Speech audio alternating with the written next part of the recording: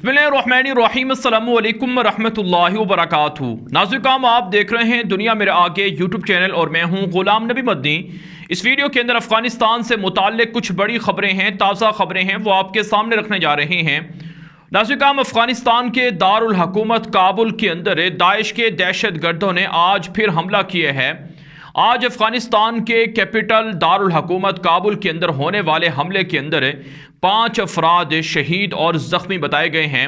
Daesh के दहशत गर्दों ने 2 रोज़ पहले भी हमला किया था, जिसके अंदर एक सहाफ़ी समेत 5 अफराद शहीद हो गए थे। आप जानते हैं दाइश अफगानिस्तान के लिए बड़ा ख़तरा बना हुआ है। दाइश तालिबान के लिए एक बड़ा फितना है जो मुसलसल तालिबान के ख़िलाफ़ दहशत गर्दाना कार्रवाइयाँ कर रहा है।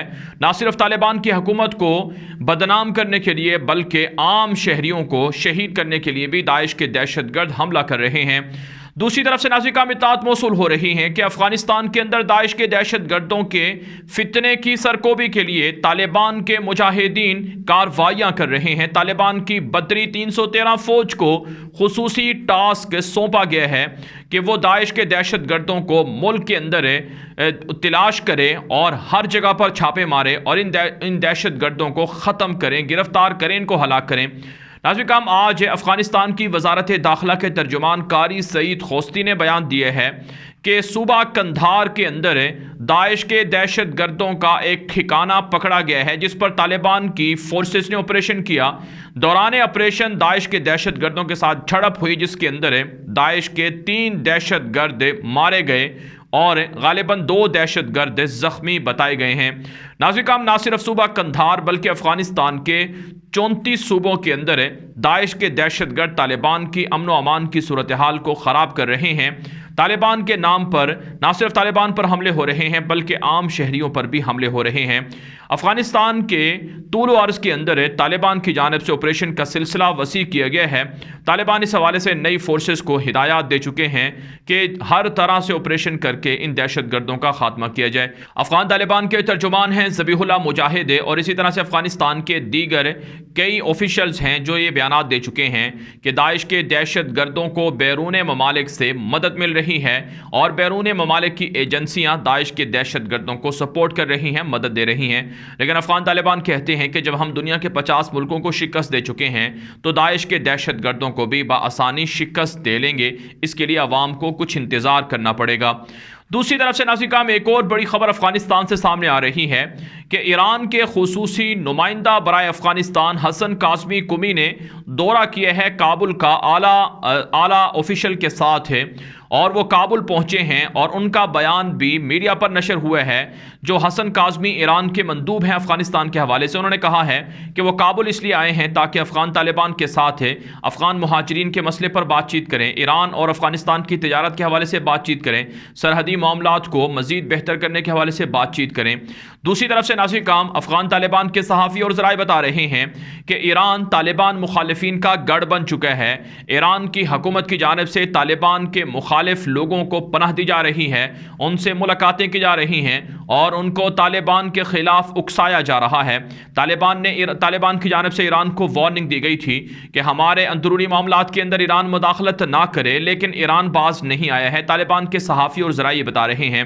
नाज़रीन, इसी हवाले से रूस के मशहूर मीडिया नेटवर्क ने दावा किया है, एक रिपोर्ट छापी है कि पंजशीर से ताल्लुक़ रखने वाले अहमद ज़िया मसूद, जो अहमद शाह मसूद के बेटे हैं, जिन्होंने तालिबान के ख़िलाफ़ मज़ाहमत की थी और पंजशीर आखिरी सूबा था जो तालिबान के ख़िलाफ़ मज़ाहमत करने वाला सूबा था, लेकिन तालिबान ने अहमद ज़िया मसूद को शिकस्त से दो चार किया था। अमरुल्लाह साले को भी शिकस्त दी थी।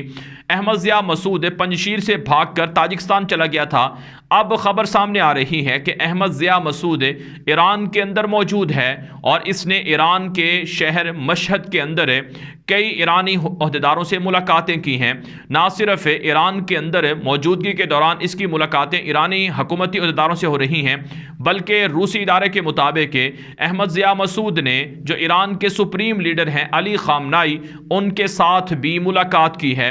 साथ साथ नाज़रीन ये भी सामने आ रही हैं कि हेरात से ताल्लुक़ रखने वाले बागी कमांडर अमीर इस्माइल भी ईरान के अंदर मौजूद हैं। उनके साथ भी अहमद ज़िया मसूद ने मुलाकात की है, बातचीत की है। नाज़रीन, रूसी मीडिया नेटवर्क ने दावा किया है कि ईरान की हुकूमत अली ख़ामनाई की जानिब से अहमद ज़िया मसूद को मुकम्मल ताउन की यकीन दहानी कराई गई है।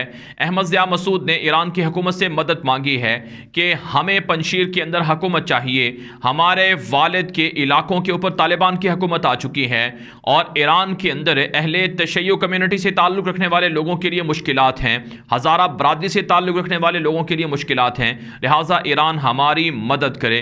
दूसरी तरफ से नाज़रीन, इसी रिपोर्ट के अंदर यह बात भी कही गई है कि अहमद ज़िया मसूद ने ताजिकिस्तान के सदर से भी मुलाकात की है और ताजिकिस्तान के सदर से मुलाकात के बाद ही वो ईरान रवाना हुए हैं और ईरान के ओहदेदारों से मुलाकातें कर रहे हैं।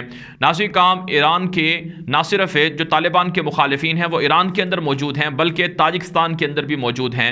अमरुल्लाह सालेह ताजिकिस्तान के अंदर रुपोश है और इसी तरह से बिस्मिल्लाह मोहम्मदी जो आखिरी वज़ीर दिफा थे अशरफ गनी हुकूमत के, वो भी ताजिकिस्तान के अंदर पनाह लिए हुए हैं।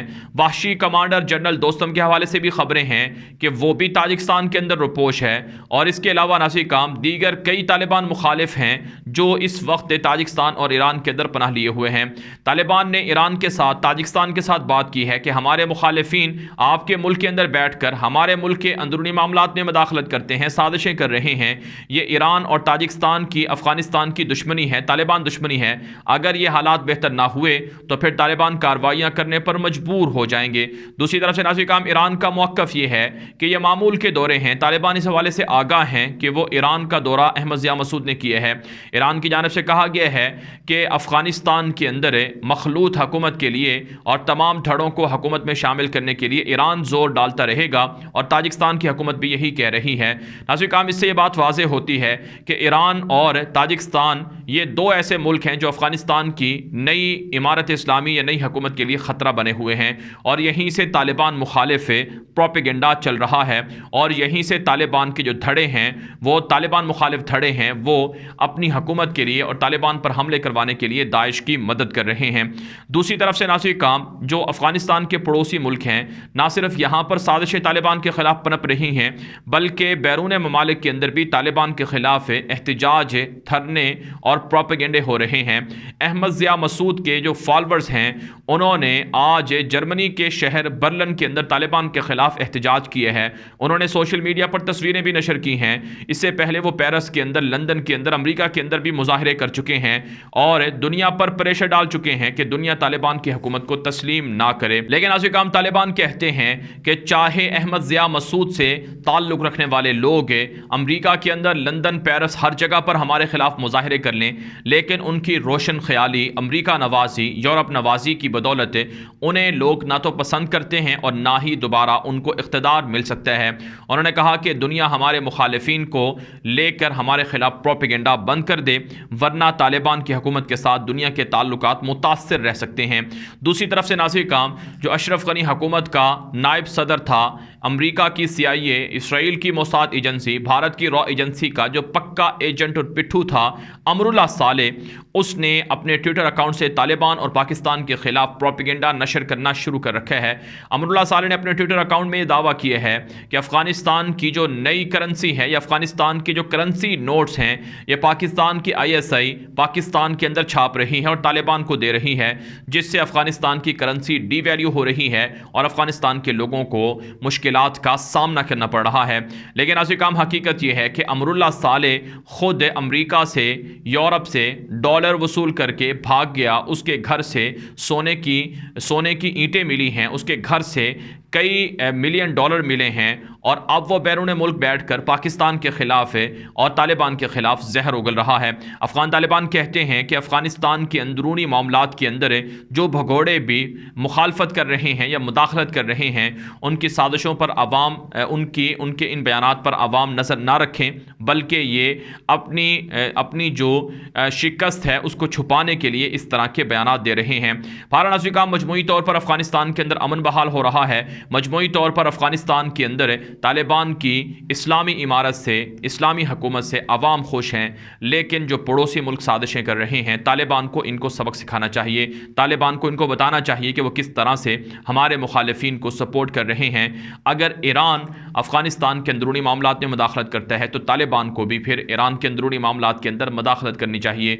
और अगर ताजिकिस्तान अफ़गानिस्तान के अंदरूनी मामलात में मुदाखलत करता है तो फिर ताजिकिस्तान के अंदर भी तालिबान को उनके मामलात में मुदाखलत करनी चाहिए। अफ़गान तालिबान ने वाज़े और दो टोक ऐलान कर दिए हैं। नाज़रीन, ये वीडियो दोस्तों के साथ व्हाट्सएप पर, फेसबुक पर, ट्विटर पर, इंस्टाग्राम पर, हर जगह पर शेयर करें ताकि लोगों को मालूमात मिले, लोगों को हक़ाइक़ मिले, लोग झूठ से, प्रोपेगेंडे से बच सके। अपनी राय कमेंट के जरिए से, व्हाट्सएप के जरिए से पहुंचाया करें। आपकी राय की रोशनी में वीडियोस को मज़ीद अच्छा और बेहतर बनाया जाता है। अब तक के लिए इतना ही इजाज़त दीजिए। अस्सलामु अलैकुम व रहमतुल्लाहि व बरकातुहू।